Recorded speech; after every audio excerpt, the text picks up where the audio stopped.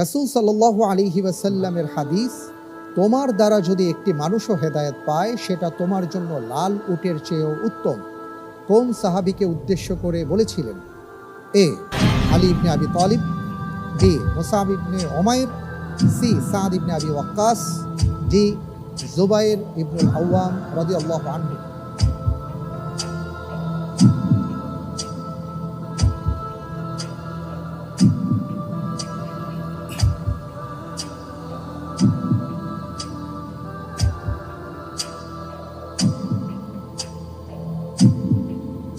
আলহামদুলিল্লাহ, আমি উত্তর হিসাবে ডি বেছে নিচ্ছি। জি, উত্তর হিসাবে ডি বেছে নিচ্ছি। ডি। জি। আমি কি লক করে দিব?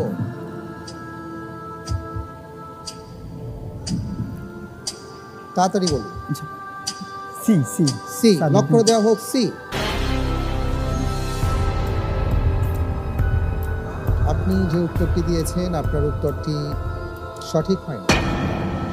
হযরত আলী রাদিয়াল্লাহু তাআলা আনহুকে মূলত এই কথাটি রাসূল সাল্লাল্লাহু আলাইহি ওয়াসাল্লাম বলেছেন। কোনো সমস্যা নেই, আল্লাহ ভরসা। এই ব্যাপারে আমি একটু জানতে চাচ্ছি শায়েখ আহমদুল্লাহ আপনার কাছে, যে লাল উটের কথা কেন এখানে বলা হলো এবং এই লাল উটের মাধ্যমে রাসূল সাল্লাল্লাহু আলাইহি ওয়াসাল্লাম বিষয়টিকে মর্যাদার কতটা উচ্চ আসনে আসীন করেছেন, যদি বিষয়টি আমাদেরকে ক্লিয়ার করে বলেন। আলহামদুলিল্লাহ, অত্যন্ত গুরুত্বপূর্ণ একটি বিষয় আমরা এসে পৌঁছেছি আমাদের প্রতিযোগী বন্ধুর প্রশ্নের মাধ্যমে। আর তা হলো আল্লাহ রাব্বুল আলামিনের কাছে সত্য এবং সুন্দরের প্রচার, এই বিষয়টি এত বেশি মর্যাদাপূর্ণ, এত বেশি গুরুত্বপূর্ণ যে এই কাজটির মাধ্যমে আল্লাহ রাব্বুল আলামিন বান্দাকে অনন্য উচ্চতায় আসীন করে থাকেন। কারণ একটি সমাজ যখন কুসংস্কারে আচ্ছন্ন থাকে, ভুল এবং ভ্রান্ত বিশ্বাসের মধ্যে ডুবে থাকে, ভুল পথে মানুষ যখন চলতে থাকে, তখন মানবতা ক্ষতিগ্রস্ত হয়, মানুষের ইহকাল এবং পরকাল সব ধ্বংস হয়।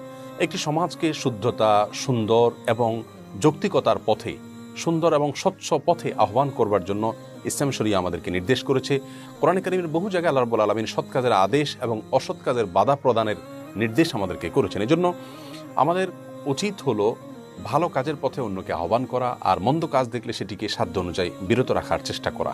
আর এই কাজটি যদি কেউ করেন এবং কারোর মাধ্যমে একজন কুসংস্কারাচ্ছন্ন মানুষ, একজন বিপদগামী মানুষ, একজন ভ্রান্ত মানুষ যদি তার ভ্রান্তির পথ ছেড়ে শুদ্ধতার পথে ফিরে আসেন, তার জীবনের ট্র্যাক যদি তিনি চেঞ্জ করেন, রুট যদি তিনি পরিবর্তন করেন কারোর মাধ্যমে, তাহলে ওই ব্যক্তিকে আল্লাহ রাব্বুল আলামিন এত বেশি মর্যাদা দিবেন যে লাল ওটের মালিক হওয়া যত গৌরবের, যত গর্বের, যতটা মর্যাদার, তার চাইতেও বেশি মর্যাদাকর বিনিময় আল্লাহ রাব্বুল আলামিন তাকে দান করুন কিয়ামতের দিন। রাসূল আকরাম সাল্লাল্লাহু আলাইহি ওয়াসাল্লাম সেটি বলেছেন, আলী রাদিয়াল্লাহু তাআলা আনহু কি, লা ইনহাদি আল্লাহু বিকা রাজুলান ওয়াহিদান খায়রুন লাকা মিন হুমুরিন নাম। তোমার মাধ্যমে একজন মানুষ যদি হেদায়েত পেয়ে যান, সঠিক পথ পেয়ে যান, তুমি অনলাইনে একটা সুন্দর জিনিস প্রচার করলে, অফলাইনে একটা ভালো কথা প্রচার করলে, কোরআন এবং হাদিসের কোনো বাণী প্রচার করলে, শুদ্ধ এবং সুস্থতার দিকে তুমি মানুষকে আহ্বান করলে, তোমার সেই আহ্বান থেকে যদি একজন মানুষের জীবনের মোড় পরিবর্তন হয়ে যায়, তাহলে লাল ওটের মালিক হওয়ার চাইতে তোমার জন্য এটি অনেক বেশি উত্তম হবে।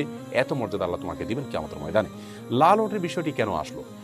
এই যে হাদিসটি আমরা শুনলাম, বুখারী মুসলিম এক জায়গায় বর্ণনা করেছে, এই সম্পর্কে বিশ্ববিখ্যাত হাদিস বেত্তা এবং হাদিসের ব্যাখ্যাতা ইমাম নববী রাহিমাহুল্লাহ তিনি সহিহ মুসলিমের ঐতিহাসিক ব্যাখ্যা গ্রন্থে লিখেছেন যে এর মাধ্যমে মূলত নবী সাল্লাল্লাহু আলাইহি ওয়াসাল্লাম বোঝাতে চেয়েছেন যে এই কাজের মাধ্যমে তুমি যে মর্যাদায় আসীন হবে, তার চাইতে বেশি মর্যাদাবান আর কেউ হতে পারবে না। কারণ সাহাবা ইকরামের যুগে, রাসূল আকরাম সাল্লাল্লাহু আলাইহি ওয়াসাল্লামের যুগে, একে তো উট এটা ছিল অত্যন্ত অভিজাত একটি বাহন, সবচাইতে সম্ভ্রান্ত এবং ধনী এবং অভিজাত শ্রেণীর মানুষদের বাহন ছিল উট। উটের মধ্যে আবার লাল বর্ণের উট একেবারেই দুষ্প্রাপ্য ছিল।